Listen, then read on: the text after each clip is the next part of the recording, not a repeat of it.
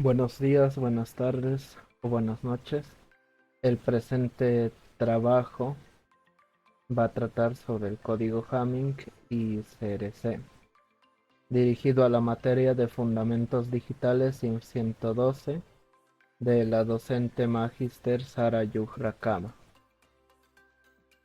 El presente trabajo va a ser expuesto por mis compañeros Saúl Bryce Maita Aguilar, Aaron Luis Quinochambi, Joel David Arratia Mendizabal y mi persona Luis Ángel Condemarín. Empezando por el código Hamming. El código Hamming es una técnica de detección y corrección de errores utilizada en la transmisión de datos. Esta fue desarrollada por Richard Hamming y se basa en la introducción de bits de paridad. Bueno, para dar una explicación de todo esto, este código Hamming es un método que nos permite detectar y corregir los errores, mayormente utilizado en los que están basados en la transmisión de bits. Esos son los principios del código Hamming, que incluyen la utilización de bits de paridad y una estructura organizada de bloques de datos, es decir, en formato de tablas que incorporan estos bits de paridad y en procesos de codificación y decodificación para de esta manera garantizar la fiabilidad en la transmisión de la información. Bueno, en resumen, el código Hamming es una técnica de detección y corrección de errores que se utiliza en la transmisión de datos. Ya vamos a ver cómo el código Hamming ha evolucionado a lo largo del tiempo, de esta manera adaptándose a demandas tecnológicas contemporáneas y desempeñando un papel esencial en la garantía de la integridad de la transmisión de datos en diversos contextos. Es decir, que el código Hamming se fue desarrollando y gracias a esta adaptabilidad fue cobrando relevancia.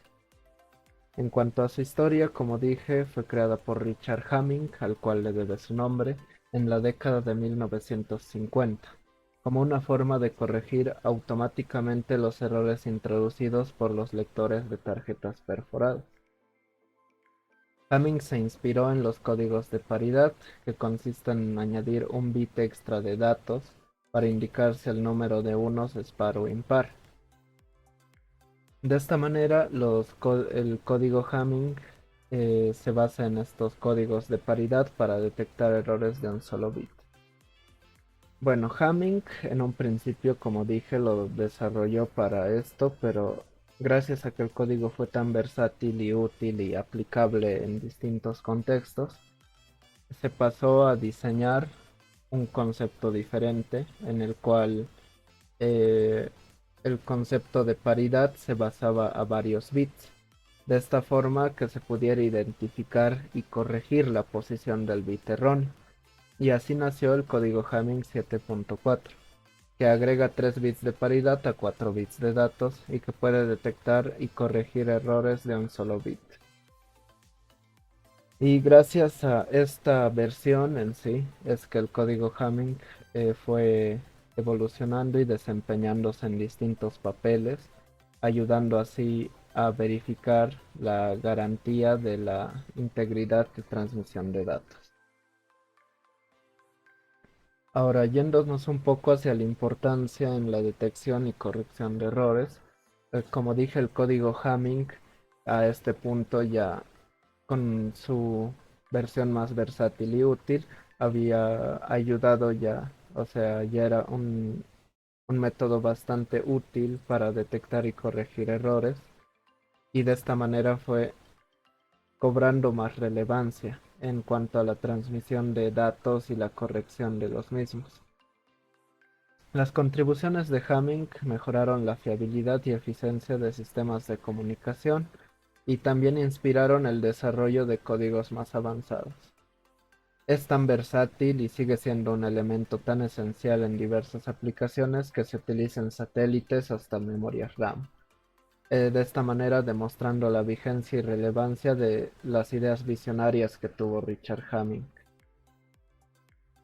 Bueno, destacando una de las contribuciones del código Hamming fue el diseño, bueno, de Hamming en sí, fue el diseño del código Hamming 7.4 y este código se basa en la idea de que cada bit de paridad se calcula mediante una operación lógica XOR entre varios bits de datos, el cual se va a ver con más claridad más adelante. Sobre los bits de paridad, los bits de paridad son bits adicionales que se calculan a partir de los bits de datos utilizando la operación lógica XOR, el cual devuelve 1 si los bits son distintos y 0 si son iguales. Los bits de paridad permiten detectar y corregir errores de un solo bit en los datos transmitidos. Para ello se utiliza una matriz de paridad. Esta matriz de paridad es de la que yo he estado hablando antes, la cual es esta tabla, este formato de tabla que se utiliza para la detección y corrección de errores en el código Hamming. Y esta funciona de la siguiente manera. Esta matriz de paridad tiene tantas filas como bits de paridad y tantas columnas como bits de datos. Cada fila representa un bit de paridad y cada columna representa un bit de datos. Esta matriz se utiliza para identificar y corregir los errores de un solo bit, utilizando el método de la ecuación de síndrome, el cual se va a ver más claridad más adelante, pero ahora mismo les doy una breve explicación, la cual es el bit de la ecuación de síndrome. El síndrome es un vector que se obtiene al multiplicar la matriz de paridad por el vector de datos recibidos. Si el síndrome es el vector nulo, significa que no hay errores. Si el síndrome es distinto de 0, significa que hay un error en el bit que corresponde a la posición del síndrome en el vector de datos. Ya para finalizar esta parte conceptual y histórica sobre el código Hamming, hablaré un poco sobre la estructura de bloqueos de datos. Bueno, como ya dije, el código Hamming, y para dar esta parte concluida, es un método que sirve para detectar y corregir errores en la transmisión de datos, el cual consiste en añadir bits de paridad a los bits de datos. Y esto es muy importante ya que se sigue este método tabla con una regla específica. Los bits de datos y los bits de paridad forman los bloques de datos, que son las unidades de información que se transmiten mediante el código Hamming. El tamaño del bloque de datos es constante y depende del número de bits de datos y bits de paridad. Los bits de paridad son los que se colocan en potencias de 2 y los bits de datos se colocan en las otras posiciones. Estos bloques de datos se envían al receptor que los comprueba y corrige usando los bits de paridad adecuados. Si se encuentra error en un bit, su posición se calcula sumando las posiciones de los otros bits de datos de paridad errados.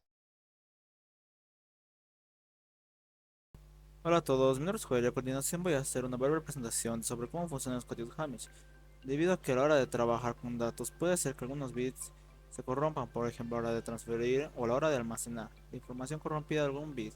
Es por eso que en 1950 Richard Hamilton propuso detectar y corregir los errores con el funcionamiento del código Hamming. Su funcionamiento es agregar bits de redundancia para identificar y corregir los errores. Su nomenclatura es la palabra Hamish, entre paréntesis el número de bits total y el número de bits de información. Un ejemplo puede ser Hamish 74, donde 7 bits es el total, 4 bits de información y el bit de redundancia sería 3 restando ambos. Para emplear el código Hamish se utiliza la siguiente fórmula: 2 a la p mayor o igual a p más i más 1, en donde i son los bits de información y p son los bits de paridad. Aquí para el siguiente código que queremos transmitir, que en este caso sería 1001, en el cual tiene 4 bits, empleamos la fórmula ya mencionada, en donde 2 a la algo es mayor o igual a 2 es mayor o igual a algo más i más 1, en donde podemos probar diferentes números y uno que el otro, pero en este caso vamos a probar 3, dado a que 2 a la 3 es igual a 8 y 3 más 4 más 1 es igual a 1. Para sacar la longitud total, se suman los bits de paridad más los bits de información, en este caso dándonos un resultado de 7. Consecutivamente numeramos de izquierda a derecha, y para sacar los bits de paridad tenemos que sacar toda la potencia de 2 como 0, 1 y 2. En este caso lo identificamos como P sub 0, P sub 1 y P sub 2. Para P sub 0 utilizamos P a la 0 que es igual a 1, P a la 1 que es igual a 2 y 2 a la 2 que es igual a 4.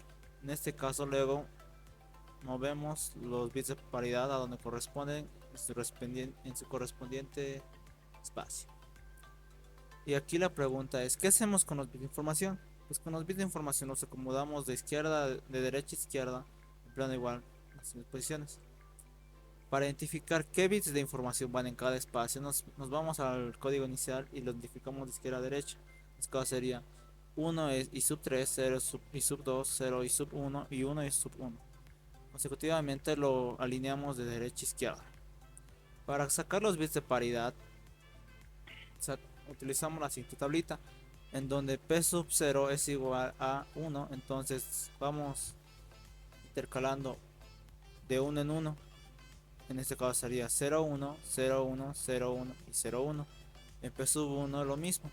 Dado a que P sub 1 es igual a 2 a la 1, que es igual a 2, vamos intercalando de 2 en 2, que sería 0, 0, 1, 1, 0, 0, 1, 1.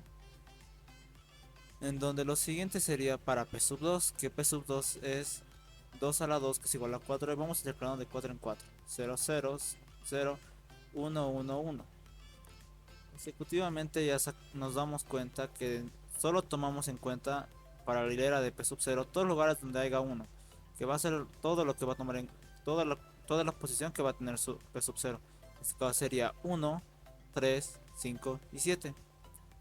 Para hallar el bit de paridad, nos ubicamos en las siguientes posiciones, que sería 1. En 1 no tenemos nada.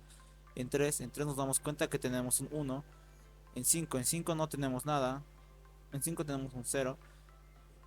En 7 tenemos 1. Para que haya un bit de paridad y sean consecutivos, ponemos en P sub 0, 0.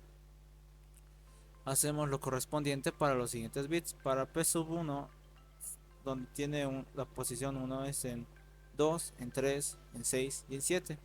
Hacemos lo consiguiente. Nos damos cuenta que en 2 no hay nada, en 3 hay 1, en 6 hay 0 y en 7 hay 1. Para que haya bit de paridad tiene que haber un 0 ahí, como podemos ver. Para lo siguiente igual que es P sub 2. En P sub 2 vemos que tiene las posiciones 4, 5, 6 y 7. Empleamos otra vez, vemos nuestra tablita y vemos que en 4 no hay nada, en 5 hay 0 y en 6 hay 0 y en 7 hay 1. Para que haya un bit de paridad tiene que haber un 1 para que sea par. Y eso sería la codificación Hamish para hallar errores y redundancia. Código CRC. CRC significa Cyclic Redundancy Check en inglés y se refiere a un método para verificar la integridad de los datos almacenados o transmitidos. La verificación por redundancia cíclica, CRC, consiste en generar un código de detección de errores que se añade a los datos originales de forma que se pueda comprobar si han sufrido alguna alteración accidental. El código CRC se obtiene mediante una operación matemática que divide los datos por un polinomio generador y toma el restock como resultado. Esta operación se puede realizar con cualquier longitud de datos y siempre produce un código CRC de longitud fija. Los CRC son muy utilizados en las comunicaciones digitales y en los medios de almacenamiento, ya que tienen varias ventajas. Su implementación en circuitos electrónicos es sencilla, su análisis teórico es fácil y su capacidad para detectar errores causados por interferencias o daños físicos es alto. Definición.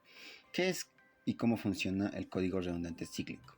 El código redundante cíclico, también conocido como CRC, un sistema que se emplea en la tecnología digital para verificar si los datos que se almacenan o se envían han sido alterados por algún motivo. En este artículo te mostraremos qué es el CRC y cómo se calcula, para que entiendas su relevancia en el ámbito de la electrónica y las comunicaciones y cómo puede contribuir a asegurar la calidad de los datos que intercambias. ¿Qué significa control de redundancia cíclica? El CRC es una técnica que se aplica en la transmisión de datos digitales para asegurar que los datos no sean corrompidos por algún fallo o interferencia. El CRC se usa ampliamente en diversos ámbitos de la tecnología digital. Evolución histórica y aplicaciones modernas. La comprobación de redundancia cíclica CRC fue inventada por Wesley Peterson en un artículo publicado en 1961. El cálculo CRC es una larga división de computación en la que se descarta el cociente y el resto se convierte en el resultado, aunque un CRC se puede construir utilizando cualquier tipo de regla finita. Todos los CRC de uso común emplean una base finita binaria. Esta base consta de dos elementos, generalmente el 0 y el 1. Sin embargo, en condiciones de seguridad no podemos confiar en que el CRC puede verificar plenamente que los datos son los correctos en caso de que se hayan producido cambios deliberados y no aleatorios. Protección contra errores. En toda transmisión puede aparecer errores. Se determina la tasa de error por la relación entre el número de bits erróneos y los bits totales. Los mismos que con bits. Se puede establecer una tasa para caracteres o bloques. Se denomina error residual al número de bits erróneos no corregidos en la relación al total de bits enviados. Las señales emitidas suelen sufrir dos tipos de deformación: atenuación, que significa la reducción de su amplitud, y desfase, siendo esta última la que más afecta a la transmisión. Como ejemplos de procedimiento de control de errores se pueden citar: control de paridad por carácter. Consiste en hacer el número de unos que aparecen en el dato, byte, par o impar. Puede fijarse también la paridad a un valor de 1, mark, o 0, space. Control de paridad por matriz de caracteres. Se determina la paridad de filas y columnas y se envían los bits de control por filas. Permite tanto la detección como la corrección de los errores. Códigos lineales. El conjunto de todos los bloques de datos posibles y sus respectivos bits de control forman las palabras del código corrector. Cada palabra de n bits se compone de k bits de datos nk bits de control. Se llaman códigos nk. Cada palabra de un código lineal se determina multiplicando el vector de datos por una matriz generatriz. El decodificador determina si la palabra recibida pertenece al código o no. Códigos polinómicos. Es un código lineal, donde cada palabra del código es múltiplo de un polinomio generador. Los bits de control pueden obtenerse del resto de dividir los bits de información por el polinomio generador. Códigos cíclicos. Son códigos lineales en los que cualquier permutación del vector pertenece al código. Los elementos del vector se consideran como coeficientes de un polinomio. Aplicaciones modernas del CRC. CHKDSK. Nombre corto para checklist. Es un comando utilizado en computadoras que funcionan bajo los sistemas operativos DOS y Microsoft Windows, y es utilizado para comprobar la integridad tanto de unidades de disco duro como unidades de disco flexible, y para reparar errores lógicos en el sistema de archivos. Para que el escaneo comience, es necesario reiniciar el ordenador. Eso sí, en caso de que sospechemos que el error puede venir originalmente de nuestro disco duro, es conveniente hacer una copia de seguridad de los datos antes de proceder a ejecutar el análisis. Esperamos a que la utilidad acabe con el escaneo. Luego la aplicación nos ofrecerá un informe y reiniciará el ordenador. En caso de que el check disk pueda ser capaz de solucionar el problema, la utilidad lo hará. No obstante, si durante el proceso de reparación la utilidad se bloquea y o no termina el proceso, es posible que la cantidad de archivos dañados sea muy elevada.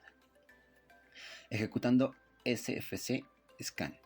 SFC son las siglas del System File Checker, una utilidad que se usa para la reparación de archivos del sistema de Windows, incluidos archivos de registro o archivos de LL.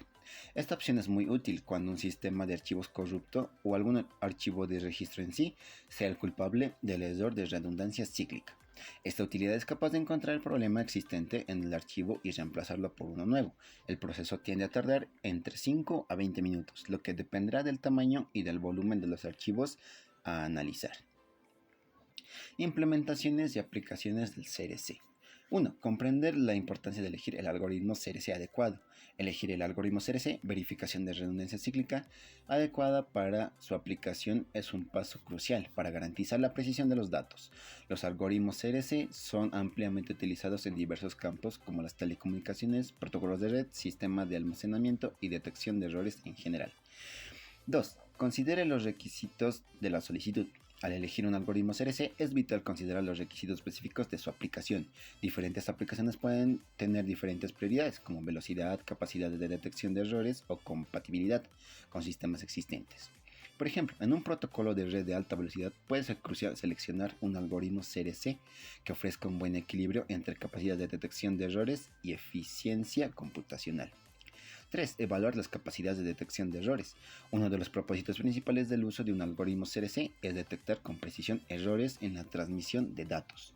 Por lo tanto, es importante evaluar las capacidades de detección de errores de diferentes algoritmos CRC antes de tomar una decisión. 4. Considere la eficacia computacional. La eficacia computacional es otro factor crítico a considerar al seleccionar un algoritmo CRC en aplicaciones donde el tiempo de procesamiento es una preocupación. Es esencial elegir un algoritmo que ofrezca un buen equilibrio entre las capacidades de detección, errores y la complejidad computacional. Agregar la suma de verificación CRC a los datos. Una vez que hayamos calculado la suma de verificación CRC para nuestros datos, el siguiente paso es agregarla a los datos originales. Esto garantiza que el receptor pueda validar la integridad de los datos recalculando la suma de verificación y comparándola con la suma de verificación recibida. Análisis crítico y limitaciones. 1. Determina la posición. Antes de agregar la suma de verificación CRC a los datos, es esencial determinar dónde se debe colocar exactamente normalmente. La suma de verificación se agrega al final de los datos. Por ejemplo, si nuestros datos están representados por el valor hexadecimal, la suma de verificación se agregará después de los datos, lo que dará como resultado la representación de una suma de verificación CRC. 2. Convierte la suma en verificación CRC. La suma de verificación CRC generalmente se presenta como un valor binario.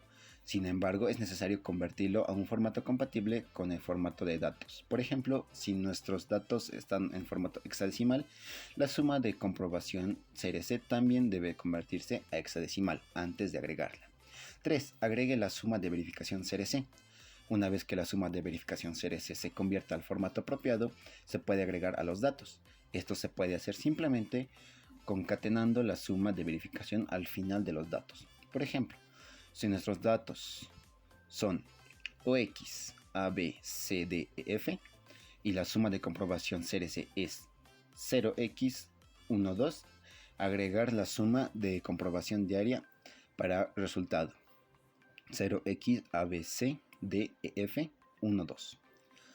4. Transmita los datos. Después de agregar la suma de verificación 0 CRC, los datos están listos para transmitirse al receptor. Es fundamental asegurarse de que tanto el remitente como el receptor estén de acuerdo con la posición y el formato de la suma de verificación para evitar discrepancias durante el proceso de validación. Consejos. Vuelva a verificar la posición. Asegúrese de verificar la posición donde se debe agregar la suma de verificación CRC. Cualquier error en el puesto puede dar lugar a resultados de validación incorrectos. Muchísimas gracias. Buenas tardes o buenos días o buenas noches.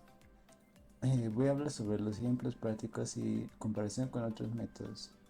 En el CRC se envían mensajes de la siguiente manera, como en este ejemplo. El siguiente mensaje o trama es el siguiente: 110, 101, 101 110 y 11, donde tiene un polinomio divisor como este, que es x a la cuarta más x a la 1 y más x a la 0, que sus valores son representados de la siguiente manera, como en esta tabla: x a la cuarta es 1, x a la 1 es 1 y x a la 0 es 1. Los demás, x a la 3 y x a la 2, son representados como 0. Su valor binario es 10.011. Bueno, ahora para detectar algún error o comprobar, sigue los siguientes pasos.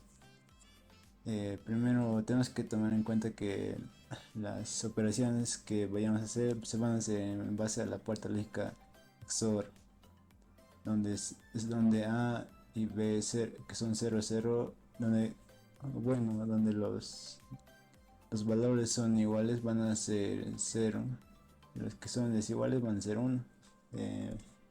El paso número 1 es que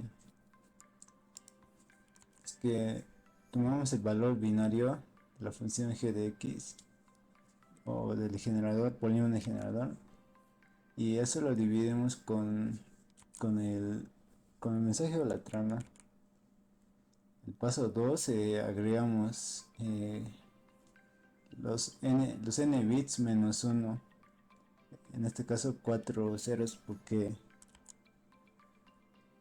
aquí son 5, 1, 2, 3, 4, 5, y menos 1 sería 4.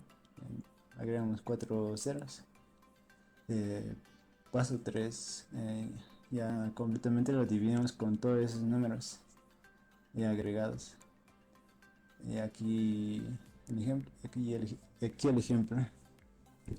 Aquí ponemos el polinomio generador, donde 1 y 1 es 0, 1 y 0 es 1, 0 y 0 es 0, 1 y 1 es 0, 1 y 0 es 1, luego baja el 1, luego otra vez lo vamos a dividir con el polinomio generador. 1 y 1 es 0, 0 y 0 es 0, 0 y 0 es 0, 1 y 1 es 0, y 1 y 1 es 0. Ahora, ya que no hay valores, bajamos los 5 valores para que sean divisibles, y así sucesivamente hasta que se acaben los valores. En este caso nos queda este resultado de 10, 11, que luego posteriormente se le agrega al texto, al mensaje o a la trama. Al final ya no con los 4 ceros, se le agrega, se lo reemplaza por el resultado. El paso 4 es, ya con ese resultado, dividir de nuevo con el polinomio generador. Dividimos y va a salir como el anterior hasta 0, 0, y luego le agregamos posteriormente los 5 números. 1 y 1 es 0, 1 y 0 es 1, 0, 0 y 0, 1 y 1 es 0, 1 y 1 es 0, bajamos 1, volvemos a dividir, 1 y 1 es 0, 0 y 0 es 0, 0 y 0 es 0, 0 y 1 es 1, 1 y 1 es 0, bajamos 0, el 1 y 1, y lo volvemos a dividir con el polinomio generador, y 1 y 1 es 0, 0 y 0 es 0, 0 y 0 es 0, 1 y 1 es 0, y 1 y 1 es 0. Como podemos ver, el resultado final nos da 0. El paso 5 es comprobar si el residuo dio como resultado 0. Y sí, tenemos el resultado 0. Y eso quiere decir que no hubo error al enviar el mensaje. Y si en caso contrario hubiera algún 1, posiblemente haya sido manejado por algún tercero y haya errores. Gracias. Bueno, voy a continuar con el siguiente método, que es la comparación de checksum y otros métodos de detección de errores. Para este método de checksum tendremos el siguiente ejemplo, donde hay 3 palabras en 16 bits. Para la palabra 1, palabra 2, palabra 3, con los siguientes números en 16 bits. Sumamos la palabra 1 y la palabra 2 como primer paso. Nos generará el siguiente resultado. Luego le sumamos el resultado de la palabra 1 y la palabra 2 con la palabra 3, que nos dará un resultado que lo invertimos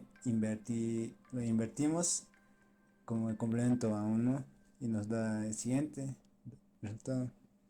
Para verificar que la transmisión de datos fue correcta y no hubo manipulación o algún error, se suma la invertida de la resultante de la palabra 1, 2 y 3, y tiene lo siguiente, que se suma 1, 1, 1, 1, 1, y así Y pues si hubo un error, tendría que salir un cero o todos ceros, pero como todos salen uno, está bien. No hubo manipulación de un tercero o hubo error. Ahora voy a hablar sobre el ejemplo del método de paridad, donde tenemos los siguientes ejemplos. En un sistema de paridad par recibo los siguientes bits, donde si hay tres unos, quiere decir que está mal, pero si fuera par estaría bien como este, el 1 1 1 1 1 que sería 6 unos, que está bien, y aquí 7 unos donde está mal, donde hay un error.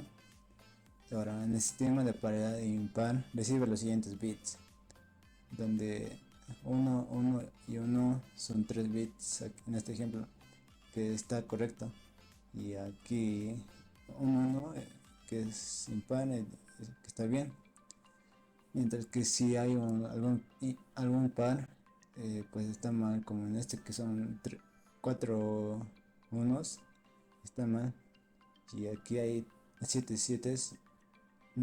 unos y está bien. Bueno, eso es todo, gracias.